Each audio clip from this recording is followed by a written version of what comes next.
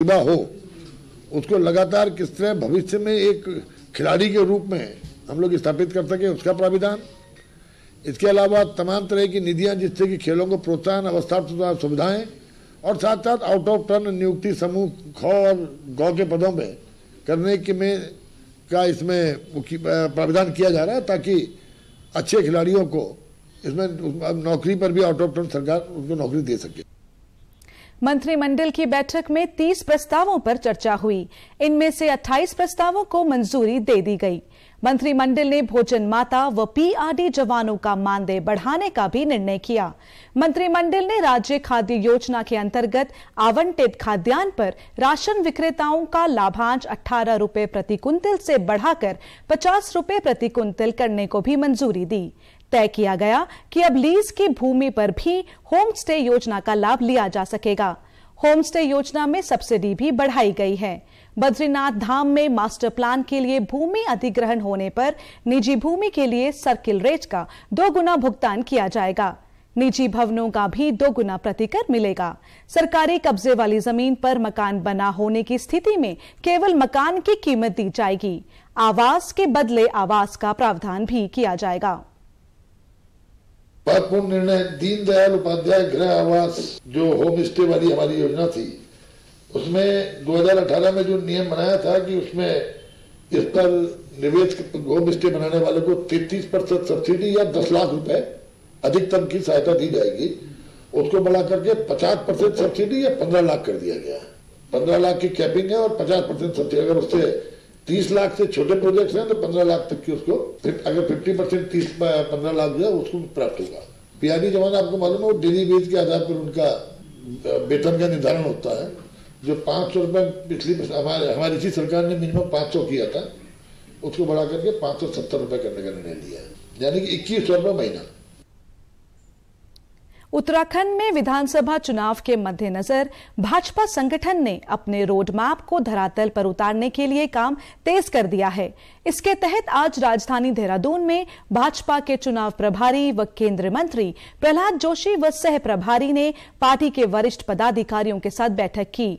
मुख्यमंत्री आवास में वरिष्ठ नेताओं के साथ चर्चा के बाद चुनाव प्रभारी व सह प्रभारी भाजपा प्रदेश कार्यालय पहुंचे और वहां चुनावी तैयारियों की समीक्षा की। अपने 2 दिवसीय प्रवास के दूसरे दिन कल चुनाव प्रबंधन समिति की बैठक होगी, जिसमें प्रहलाद जोशी के अलावा दुष्यंत कुमार गौतम, आरपी सिंह, लोकेट चटर्जी जैसे प्रमुख नेता भाग लेंगे। अलग अलग समूहों में भी चर्चा की जाएगी। चुनाव को लेकर के कुल मिलाकर के 33 विभागों का गठन किया है और उन 33 विभागों की अलग अलग बैठक माननीय प्रभारी जी, माननीय सह प्रभारी जी और अपने संगठन के प्रभारी जी लेंगे और उन विभागों के ग्रुप बना करके उनको चुनाव तक किस प्रकार से काम करना है इस संबंध में दिशा निर्देश जारी करेंगे। संगठन को बूथ की ओर ले जा रहे हैं और संगठन हमारा बूथ पर बहुत पूरी तरह से सक्रिय है। हमने पहले बूथ समितियों का सत्यापन किया और उसके पश्चात हर बूथ पर पन्ना प्रमुख बना करके हमने उनको सक्रिय किया है और एक बड़ा सम्मेलन पन्ना प्रमुखों का होगा। तो बूथ पर हमारी पूरी टीम सक्रिय रहे, उसमें पन्ना प्रमुख और बूथ की जो इकाइयां हैं वो सक्रिय होकर के जब हर बूथ को जीतने का लक्ष्य हम लेकर के चलेंगे तो निश्चित रूप से पूरे प्रदेश के अंदर 60 पार का जो नारा है उसको हम पूरा करेंगे। आगामी विधानसभा चुनाव के लिए उम्मीदवारों के उद्देश्य से आज देहरादून में कांग्रेस स्क्रीनिंग कमेटी की बैठक हुई। कमेटी के अध्यक्ष अविनाश पांडे की अध्यक्षता में हुई बैठक में कई मुद्दों पर चर्चा हुई। इसमें पार्टी के वरिष्ठ नेताओं ने भाग लिया। बैठक के बाद स्क्रीनिंग कमेटी के अध्यक्ष अविनाश पांडे ने कहा कि कांग्रेस 2022 के विधानसभा चुनाव के लिए पूरी तरह तैयार है। वह जनहित से जुड़े मुद्दों को लगातार प्रमुखता से उठा रही है। उन्होंने बताया कि स्क्रीनिंग कमेटी की बैठक में महिलाओं और युवाओं को अधिक से अधिक टिकट देने के सुझाव आए। जल्द ही इस बारे में पार्टी नेतृत्व को रिपोर्ट सौंपी जाएगी। आज सुबह से आने वाले विधानसभा चुनाव की तैयारी हेतु एवं इसमें सर्वोत्कृष्ट उम्मीदवारों को किस प्रकार से कांग्रेस के ओर से हम जनता के बीच में उतार सकें, उनका चयन संबंधित प्रदेश के सभी वरिष्ठ पदाधिकारियों के साथ चर्चा विमर्श की गई। आज की मीटिंग सुबह स्क्रीनिंग कमेटी की ये प्रथम बैठक थी। यहां रुकेंगे एक छोटे से ब्रेक के लिए, आप कहीं मत जाइएगा, जल्द हाजिर होंगे।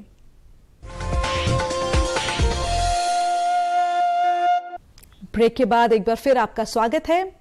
प्रधानमंत्री उज्ज्वला योजना के तहत हरिद्वार में 1 लाख से अधिक लोगों को मुफ्त में एलपीजी गैस कनेक्शन दिए गए हैं।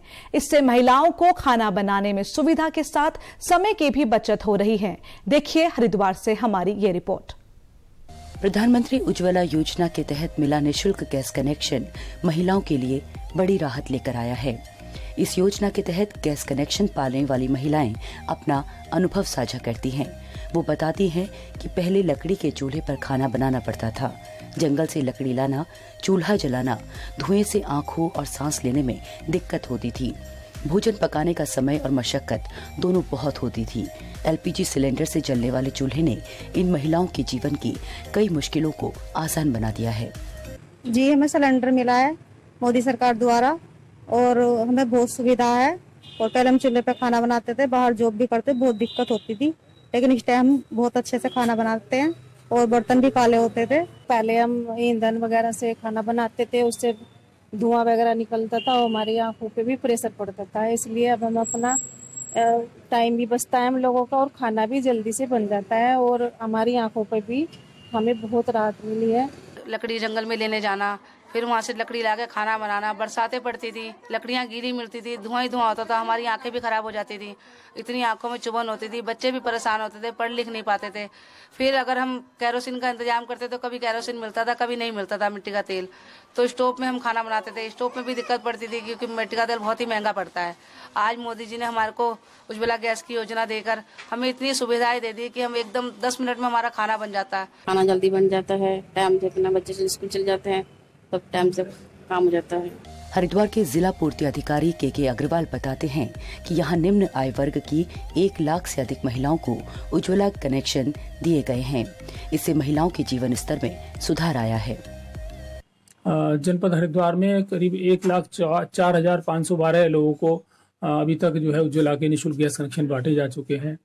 और इससे जो है हमने कोशिश की है कि कोई भी पात्र परिवार बचे नहीं, ढूंढ के उनको जो है कैंप लगा के और उनको उज्ज्वला के गैस कनेक्शन बांटे गए हैं। और इससे जो है जो ग्रामीण अंचल है या शहर के लोगों के परिवारों के जो है जीवन स्तर में सुधार हुआ है। वहीं जिले में एक गैस एजेंसी के संचालक विपिन शर्मा बताते हैं कि उनकी गैस एजेंसी से 485 परिवारों को मुफ्त गैस कनेक्शन दिए गए हैं और वे सभी नियमित तौर पर सिलेंडर के लिए आते हैं। लगभग जो है सभी में रिफिलिंग हो रही है, भरवा रहे हैं, कोई ऐसे नहीं है, सबका सही चल रहा है। जो कस्टमर को जो परेशानी थी पहले, वो कोई परेशानी नहीं है। इजीली वो जिन्होंने पहले पर कनेक्शन प्राप्त कर लिए और अभी भी कोई कनेक्शन चाहता है तो उज्ज्वला योजना 2 के अंतर्गत दोबारा कनेक्शन भी वितरित किया जा रहा है। वर्ष 2016 में शुरू की गई उज्ज्वला योजना के पहले चरण की सफलता के बाद इस वर्ष अगस्त में योजना का दूसरा चरण शुरू किया गया। इसमें निःशुल्क गैस कनेक्शन के साथ पहला गैस सिलेंडर मुफ्त उपलब्ध कराया जा रहा है। किराए के घर में रहने वाले लोगों को भी इस योजना के तहत गैस कनेक्शन दिए जा रहे हैं। ब्यूरो रिपोर्ट, दूरदर्शन समाचार, देहरादून। मुख्यमंत्री वात्सल्य योजना के तहत आज सीएम आवास में आयोजित कार्यक्रम में महिला प्रौद्योगिकी संस्थान देहरादून की 3 छात्राओं को चेक प्रदान किए गए। मुख्यमंत्री पुष्कर सिंह धामी ने कंप्यूटर साइंस व इंजीनियरिंग तृतीय वर्ष की छात्रा को 1,70,950 रुपए, इलेक्ट्रिकल इंजीनियरिंग की चतुर्थ वर्ष की छात्रा को 56,100 रुपए और इसी कोर्स के एक अन्य छात्रा को 27,500 रुपए का चेक भेंट किया। मुख्यमंत्री वात्सल्य योजना के तहत इन छात्राओं को 1 मार्च 2020 से 31 मार्च 2022 तक की अवधि का लिया गया शुल्क महिला प्रौद्योगिकी संस्थान देहरादून ने वापस किया है। भविष्य में भी संस्थान इन छात्रों से शुल्क नहीं लेगा। कोविड-19 में अपने अभिभावकों को खोने वाले बच्चों के लिए मुख्यमंत्री वात्सल्य योजना शुरू की गई है। मुख्यमंत्री ने कहा कि राज्य सरकार ऐसे बच्चों की हर संभव सहायता करेगी। रुद्रप्रयाग जिला प्रशासन की पहल पर स्थानीय युवक युवतियों को भारतीय सेना में भर्ती के लिए प्रशिक्षण दिया जाएगा। 26 नवंबर को रुद्रप्रयाग के गुलाब राय मैदान में प्रशिक्षण कार्यक्रम शुरू होगा। मुख्य विकास अधिकारी नरेश कुमार ने प्रशिक्षण कार्यक्रम की तैयारियों के सिलसिले में जिला स्तरीय अधिकारियों की बैठक ली। उन्होंने अधिकारियों को मैदान में सभी जरूरी व्यवस्थाएं सुनिश्चित करने के निर्देश दिए। प्रशिक्षण में ऐसे सभी युवक व युवतियां भाग ले सकेंगे जो सेना में भर्ती होने के इच्छुक हैं। प्रशिक्षण के लिए गुलाब राय मैदान में सुबह 8 बजे से पंजीकरण आरंभ होगा। इसके बाद मेडिकल के अंतर्गत चेस्ट, हाइट व कलर विजन के टेस्ट किए जाएंगे। चमोली जिला विधिक सेवा प्राधिकरण की ओर से 11 दिसंबर को गोपेश्वर स्थित जिला न्यायालय परिसर के साथ ही जोशीमठ, कर्णप्रयाग, पोखरी, थराली और गैरसैंण में राष्ट्रीय लोक अदालत का आयोजन किया जाएगा। जिला विधिक सेवा प्राधिकरण के सचिव व सिविल जज सीनियर डिवीजन सुधीर कुमार सिंह ने बताया कि लोक अदालत में फौजदारी के शमन योग्य मामले, धारा 138 NI एक्ट, मोटर दुर्घटना प्रतिकर, वैवाहिक व कुटुंब न्यायालयों के मामले, श्रम व भूमि अर्जन संबंधी मामले, मनरेगा, विद्युत, जल, कर के बिलों, वेतन भत्तों, वन आपदा प्रतिकर समेत ऐसी प्रकृति के मामलों का निस्तारण किया जाएगा जो सुलह समझौते के आधार पर हो सकते हैं। राष्ट्रीय परिवार स्वास्थ्य सर्वेक्षण यानी NFHS 5 के दूसरे चरण से संबंधित तथ्य पत्र आज नई दिल्ली में जारी किया। तथ्य पत्र में जनसंख्या, पुनर्प्रजनन और शिशु स्वास्थ्य, परिवार कल्याण, पोषण व अन्य प्रमुख संकेतकों को शामिल किया गया है। यह पत्र 2019-2021 के सर्वेक्षण से संबंधित है। नीति आयोग के सदस्य डॉक्टर वीक पॉल और स्वास्थ्य सचिव राजेश भूषण ने इसे संयुक्त रूप से जारी किया। इस सर्वेक्षण में उत्तराखंड के साथ ही अरुणाचल प्रदेश, चंडीगढ़, छत्तीसगढ़, हरियाणा, झारखंड, मध्य प्रदेश, राष्ट्रीय राजधानी क्षेत्र दिल्ली, ओडिशा, पुडुचेरी, पंजाब, राजस्थान, तमिलनाडु और उत्तर प्रदेश आदि 14 राज्य व केंद्र शासित प्रदेश शामिल हैं। दिसंबर 2020 में जारी पहले चरण के सर्वेक्षण में 22 राज्य और केंद्र शासित प्रदेश शामिल थे। इस सर्वेक्षण का मुख्य उद्देश्य स्वास्थ्य और परिवार कल्याण व अन्य उभरते मुद्दों से संबंधित विश्वसनीय और तुलनात्मक डेटा प्रदान करना है। प्रदेश के समाचारों में बस इतना ही। चलते चलते मुख्य समाचार एक बार फिर। तीनों कृषि कानूनों को निरस्त करने की औपचारिकताएं भी मोदी कैबिनेट ने की पूरी। केंद्रीय मंत्रिमंडल ने प्रधानमंत्री गरीब कल्याण अन्न योजना को मार्च 2022 तक बढ़ाने को दी मंजूरी।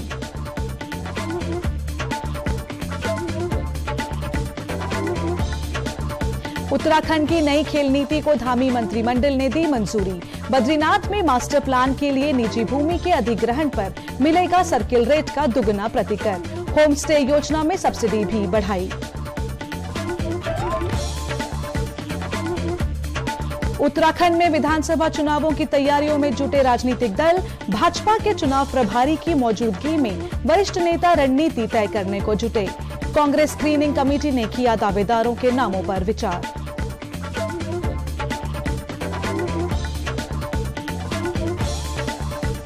और महिला प्रौद्योगिकी संस्थान देहरादून की 3 छात्राओं को मुख्यमंत्री पुष्कर सिंह धामी ने प्रदान किए वात्सल्य योजना की धनराशि के चेक।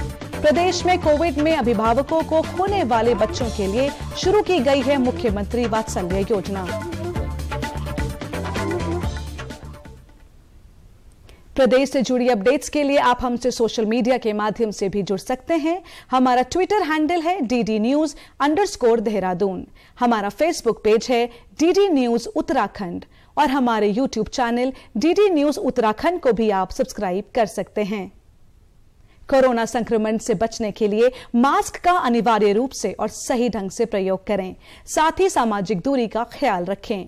नियमित रूप से हाथ धोएं और याद रखें, कोरोना को हराना है, मास्क जरूर लगाना है। साथ ही यदि अभी तक आपने वैक्सीनेशन नहीं कराया है तो आप भी जल्द से जल्द वैक्सीनेशन करवाएं। खुद को और देश को सुरक्षित रखें। नमस्कार।